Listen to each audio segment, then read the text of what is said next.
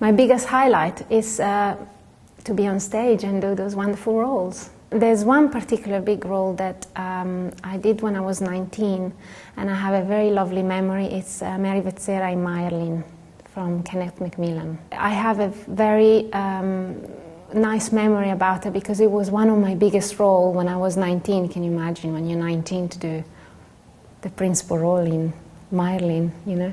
I think just getting the job here, being part of the Royal Ballet was my first big achievement, but in terms of principal roles and what I've kind of had the most success dancing is probably the role of Rudolph in Mayerling, and more recently role in Different Drummer, sort of the Macmillan ballets I've done.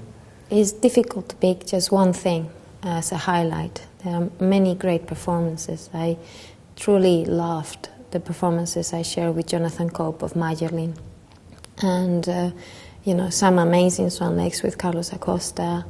I got to do Marguerite and Armand with Federico Bonelli, so there's lots and lots of really beautiful nights.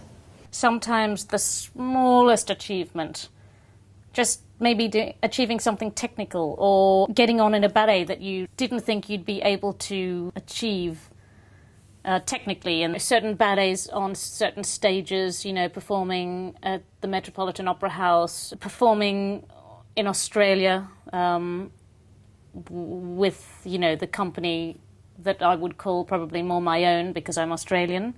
Since working with the Royal Ballet, I think one of my greatest achievements is probably getting to do Romeo and Juliet, which is most ballerinas' ultimate role, at the age of 19. That was so special, and I'll never forget all those rehearsals I had, and I played a few practical jokes on the day of my first show and pretended to the director that I was a bit hungover, and the face she had on of panic was really funny to see. But I think it was a big thing, and I'm happy that they trusted me to go on there and do it then. Something that I'm very proud of is that I've been able to return after the birth of my child, and I've been able to not only get back to where I was, but I feel surpass what I was as a performer before the birth of my child, and that's something that I'm really, really proud of.